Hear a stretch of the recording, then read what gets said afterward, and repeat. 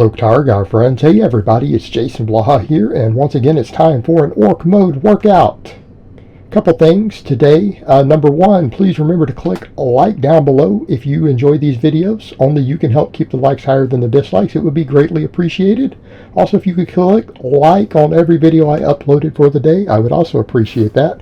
Also, I'm going to tinker a little bit with my sound settings again. It is taking forever to take a really expensive mic and get it to sound right, and I kind of came to an epiphany today. This is my first time using a completely different format.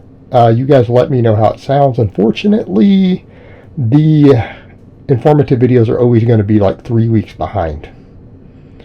Right, they're going to be 3 weeks behind. I have like 70 videos not uploaded yet, but hopefully this sounds good. Let me know what you guys think. Please, only people who have decent devices, because some things are going to sound bad on some devices no matter how expensive of mics you use or what filters you use or anything else. It's just reality. I've learned this the hard way. But it was dynamic effort squat day. And yes, I'm no longer using the fisheye lens. We've rearranged the room to let me use an HD cam.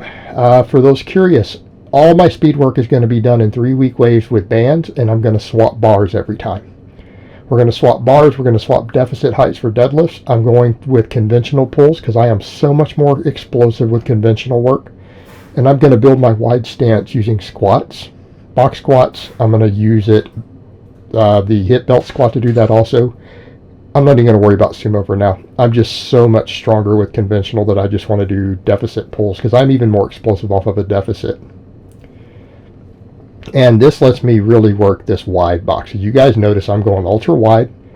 For those curious, this is week 1 of the wave, so everything is done with 50% of max weight plus 25% of max weight in band tension. Right? In band tension. And people need to remember, those bands kick in by the midway point. So when you're seeing like that 130 pounds of band tension, that's not just at the top. It's probably the last 8 inches of that range of motion is hitting that full band tension.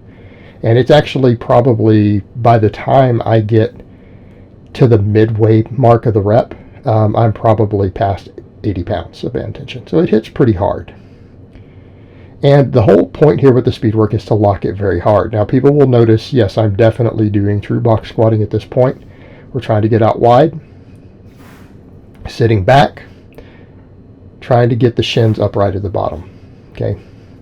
And again, exploding at the top. And you can't always tell watching this, but I'm definitely hear the bar make an audible flap sound at the top. So we did 12 sets of this today, 12 sets of this. And yes, I have a fan blowing in the room. And this kind of shows how dynamic effort work is. If you're really pushing it hard with the short breaks, you get sweaty and stuff. It's 65 degrees Fahrenheit in my condo. And I have a fan actually blowing directly at me when I'm actually squatting. There's a box fan set up. And that's just the way it is. I keep my place super cold, but it gets hot here in Texas, and you get sweaty doing this stuff. It is what it is. And again, everyone who does the dynamic effort lower body stuff says the same thing.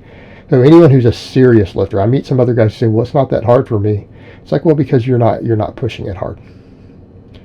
That's what's going on. You're not giving it 100% effort. You're not exploding as hard as you can.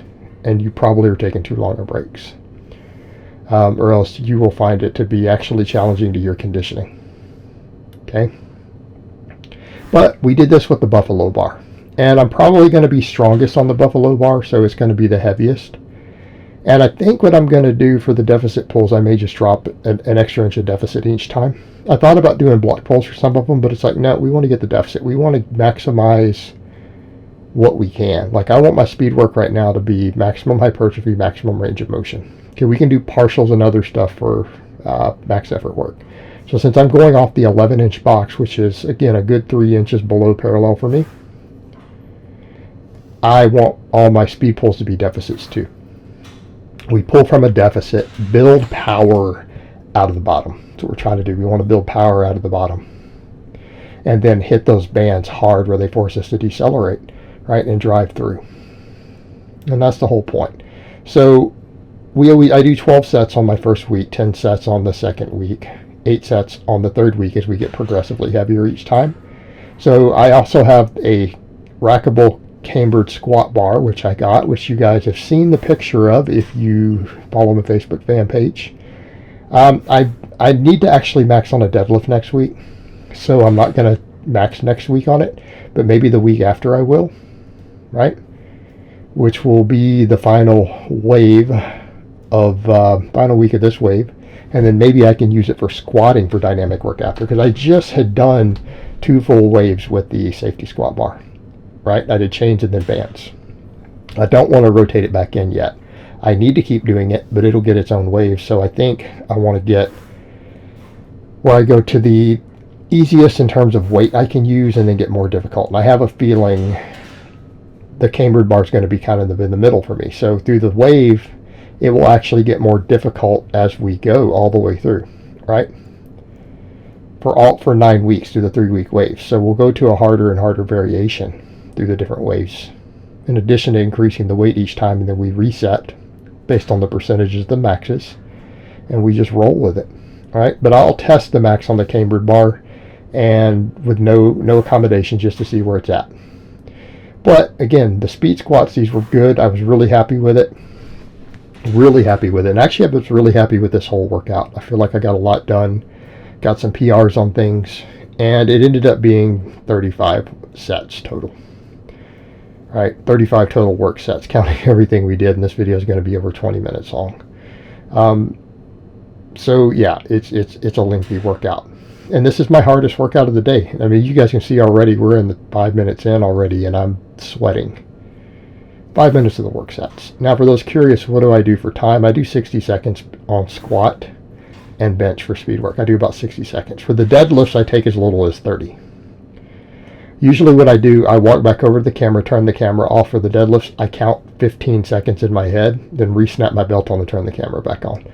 I'm only doing 10 sets of the deadlifts. I'm just going to keep it consistent, because I know usually Louis and them like people to do 6 to 10. I'm just going to stick with 10, because he's got some guys who are a lot stronger than me. So I'll stick with 10, and I have some of my lifters do doubles and stuff, and up to 12 doubles, but they're much weaker. You know, I'm a low 600s puller. So again, we'll stick with 10 singles for now. And again, nice and explosive, right? I'm faster on these than I am on sumo pulls. Even with similar weights, like the deficit pulls, I'm faster, right? We just explode right up. And that's the other beauty of it too, against those heavy bands, because we're using 25% of my max there. My max off of a deficit is 575. That's what I'm counting it as for calculation purposes. And I've pulled that off of a couple different deficits. So we will actually get better deficit maxes as we go. I know I'll hit over 600 on some deficits this year. We'll get over 600 deficit pulls, because I'm going to get a 650 deadlift this year. It's absolutely going to happen, cutting or not. And for those curious, what do I weigh right now? I'm down to 226. I'm at 226. That's what I was at on the scale this morning. We'll get to 215. It's another 11 pounds of fat. I will make gains as I go, because I'm going to cut slow. 11 pounds of fat's about 1.5 gallons. So I think that will take care of most of that fluff you guys are still worried about on my loose skin around the waistline, a little bit on the back of my thighs, and all that'll be sorted out. Because I'm not cutting down super lean. I know how to just cut and stay at a healthy body fat. We've done it with DEXA scans. Plenty of experience there. And I know how to get stronger while I do it.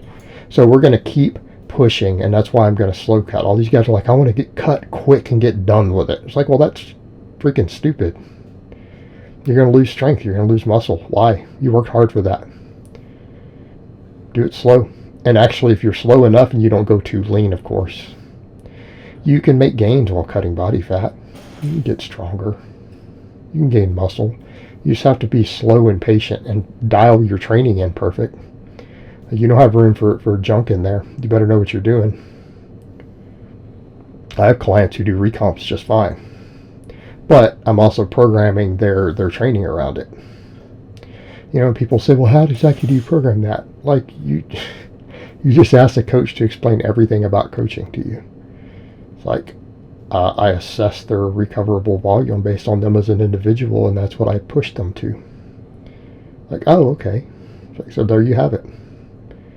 If if you want a simple answer. Otherwise, you're going to probably need to spend a lot of time coaching a dozen or more clients. Actually, I came up to, I'm going to just start banning people for accusing me of lying on that too. How many clients I have? I have 15 right now. The Rona has hit me hard. I was up at 20. I'm down to 15. Another is starting on Saturday. A friend of mine is hiring me. I've known many years, watches the channel. So that'll put me back to 16, and then some will come back when it's over. But now I've had, I believe, a total of 7 dropouts as a result of the Rona crisis. It is what it is. Nothing I can do about it. I can't control that. All right. Now, that should be believable. That 7 people quit because of the crisis around the world. Well, yeah. Hopefully that doesn't sound too fantastic to anybody. And if someone just says you're lying on that, I'm just banning them. I can't stand stupidity. This is a strength channel. We don't have time for nonsense. Your nonsense isn't making me or anyone else stronger. Go F yourself. So, up next, we did good mornings. I went ahead and got another 5 pounds on this. And these were challenging with 215 on the safety bar for 3 sets of 10. This was fairly hard. Now, in this training phase, I want to get to 225 for 3 by 10, and then I want to push beyond that. But I'm going to push the safety bar till it stalls. And I can say I feel this in my neck a lot. I'm glad I'm doing the neck training. If I wasn't doing the neck training on my off days, and again, I'm not training all the angles of the neck. I don't want sleep apnea, and I don't care about having a thick neck when you look at me from the front. I need my neck to be strong to handle that. So I do just neck extensions with a harness. Okay, that's what I do. And it helps, because I still get a bit of a headache from that. Like I get pressure in the back of my head from that safety bar. And this is what it is. You know, it's a weakness in my neck. So we can only way to fix a weakness is to train it. But these were actually pretty challenging today. At 215, this was hard. Now, I'd like to get it to 275. I'd like to get it to 315. But we're going to have to be patient. Right? Just like we have to be patient on the closed grip pressing, just like all the other movements. We push them as hard as they will go. When they stall, we switch bars. Do the same thing. But all we can do is push. And I'm going to keep the volume pretty constant on all my supplemental work. If I need to change anything, we'll change to a different variation of the exercise if we stall. Push all of it for 10 rep maxes and things. Just as strong as we can. So, yeah, but these were definitely challenging today. Like, I'm not going to say, oh, this was easy. No, these were hard. I needed to actually take short breathers during the last couple reps just to finish these sets out. And they left me a little lightheaded. But again, I'm happy to get a PR on anything on the dynamic day because it's so much more work. It's so much easier to just hit a max squat or a max bench. I'm sorry, a max deadlift. And then do stuff like this. It's actually less fatiguing. The speed work is a lot of work. And it takes a lot more out of you. Because it's not that the work itself is harder, it's that you do so much of it in such a short time. It can be fatiguing. And to the point to where my hip belt squats, I decided, look, I'm just going to do 2 sets today. I got a lot of quad work out of all that speed work. So for these, I took the weight I got last time, tried to get my 20, and I actually ended up getting 21 on the second set. And I'm like, 2 sets, that's all I'm going to do. But that should give me, again, pretty good quad growth on a speed day. I'll get 3 sets next time on max effort day because I need the extra quad work. But this is probably maximizing quad growth for the day. Just to do these 2 high rep sets after all the speed stuff. Because those speed squats add up. I mean, that's 12 doubles. And those are all effective reps. The deficit deadlifts, because of the deficit nature, is going to use a little more quad. All right? And this will help all of it. I need more quad to squat. I need more quad for deficit pulls, right? Because you use a little more quad when you pull lower. Right? Use a little more erector. They're just harder. And these are challenging. And because last time that I couldn't finish my 3rd set with this weight. So today I'm like, let me just see if I can get an extra rep or so on the second set, do 2 sets, and then get over into my other work. Because it's a long workout. I mean, we're already, God, almost 15 minutes deep, and we're just now starting the second accessory. I got 4 accessories to do. And we know I do a lot of volume on that reverse hyper. But again, everything got hit very hard. My entire lower body, entire back, everything is being worked completely. You know, because we have all the speed work, those heavy good mornings. Right? We have this. We have the inverted rows, and we have the reverse hypers. Right? That my whole back's getting worked, and this is making sure that the quads and the hips and everything are being worked, because those arguably could use a little more. And I feel like my quads are already growing from this stuff. I think they're looking pretty meaty at this point. But everything needs to grow. You know, I need more quad. I need more hamstring. I need a lot more tricep. Like, triceps are still a big deal. I got to have a lot more tricep if I want to get stronger at my bench. And I know that, and we're addressing it, training the hell out of them. But that's all you can do. You know, what else do? You have to put effective volume at a muscle. To put effective volume at a muscle and make sure that you recover. There's really nothing else to it. And picking the exercises that are hopefully going to give you the best carryover to what you're doing. Now, this will give effective carryover to my squatting. And it'll also help even stuff like sumo pulls and other stuff, because it's this wide stance. We have everything in traction. My back is in traction. It's not having anything loaded on it. So this is very easy to recover from. These took me a minute to get the foot position on the pads. As I said last time, number one, I'll change it to where we don't have a crotch shot. Number two, I'm going to keep stacking the pads up to make it more challenging. Now, this put me in the rep range I wanted to be at. These were like 11 to 12 reps or so for all 3 sets. Keeping in mind, I do these with the axle bar every workout now. I need it for the grip work. I need the back work.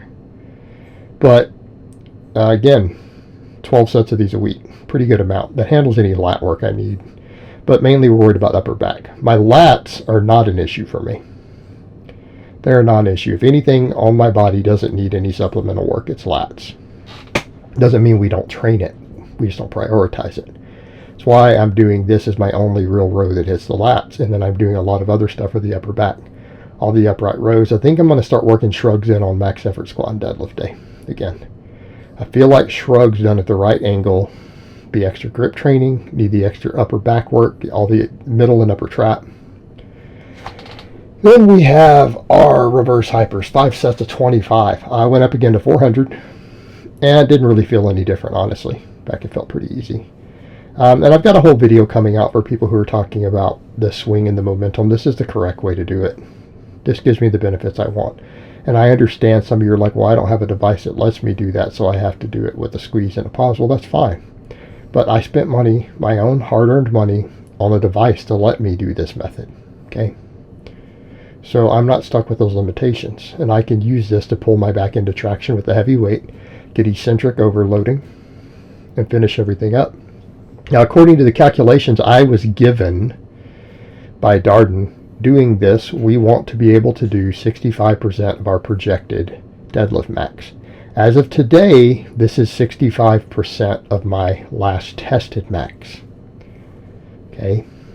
That's important. So now we know all my muscles associated with the reverse hyper should be on point.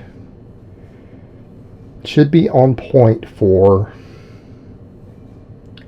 my current best deadlift max ever on YouTube. Not in my life, but since I came back to YouTube. Any point after my late 20s. So I'm 43 now. So again, 25 pounds to go on this, and technically 10 more pounds for sets of 10 on the good mornings are what multiple experts call for these different supplemental lifts, what I need to be at to pull 650. Okay, so we keep reaching for those. Those are short-term goals now. They were longer-term goals, now they're short-term. 25 more pounds on this. 10 more on those good mornings. When I can do both, I hopefully should be able to deadlift 650. Now, we'll see. Grip and other stuff are going to come into play. I feel like I need to be adding a little more grip work back in. I've been doing it. I just haven't been doing it ultra hardcore as much as I had been. But I'm going to have to pull on Tuesday. So I definitely need to make sure I do grip work this weekend. I probably need to do some today. Just to make sure. You know, the axle bar helps. And it helps a lot. But we can't rely on the axle bar alone. We've got to do the pinch blocks. Maybe a little bit of my captains of crush grippers. I don't feel that they maybe do as much as the other stuff. I think they have their use. They're not quite as good as these other tools. But we need to be ready to hit some sort of pull on my random chart come Tuesday. And I did show the chart on the Facebook fan page for those curious of how I'm using it to determine stuff. All right. We have an exercise under the variations, and then we have a chart to determine accommodation, which is straight weight, 10% band, 10% chain, 20% band, 20% chain. That's how we do it, guys. That is how we do it. And that's how I'm determining what I'm doing for these different exercises, so that it's somewhat random, but then I don't have to repeat it. So I can do it randomly and not be stressed about it. It's different when you're coaching someone, because I can coach clients, and since I'm picking for them, they don't have to have the same stress.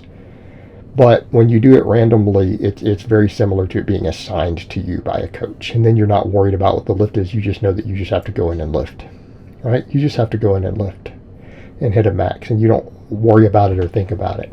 I find it's much, much easier.